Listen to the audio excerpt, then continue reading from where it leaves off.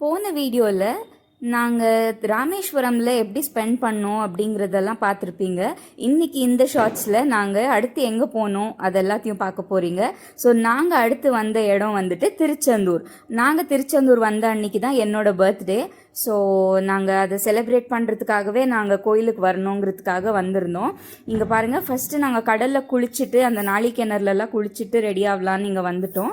So கடல் பார்க்குறதுக்கே அவ்வளோ அருமையாக இருந்துச்சு. கடலில் கொஞ்ச நேரம் எல்லோரும் அவ்வளோ நல்லா டைம் ஸ்பெண்ட் பண்ணி ஆடிட்டு இருந்தோம்.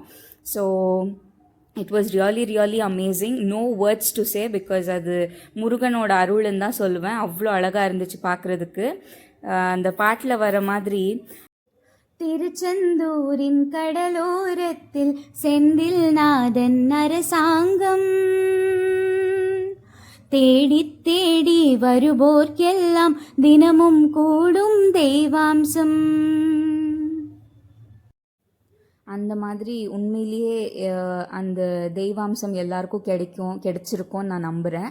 அதுக்கப்புறம் நாங்கள் ரூமுக்கு வந்துட்டு எல்லோரும் ரெடி ஆகிட்டோம்.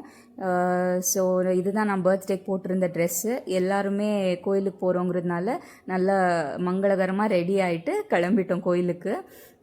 கோயிலுக்கு கிளம்புறதுக்கு முன்னாடி நிறைய ஃபோட்டோஸ் எடுத்தோம். ஸோ வீடியோஸ் எடுக்க முடியல, பிகாஸ் எங்களுக்கு டைம் இல்லை, அதுக்கு தகுந்த சுச்சுவேஷனும் அமையல. ஸோ நாங்கள் நிறைய ஃபோட்டோஸ் எடுத்தோம். இதுவே வந்துட்டு ஒரு செரிஷபிள் மொமெண்ட் அண்ட் செரிஷபிள் மெமரியாகவும் இருக்கும் ஃப்யூச்சரில்.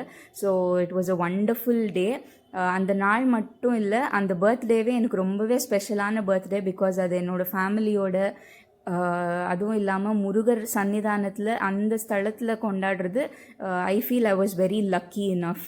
அதுக்கப்புறம் தரிசனம் ரொம்ப அருமையாக முடிஞ்சிச்சு. தரிசனம் முடிஞ்ச மேலே வெளியே வந்தால் சுவாமியோட தேர் ஊர்வலம் வந்துட்டு இருந்துச்சு.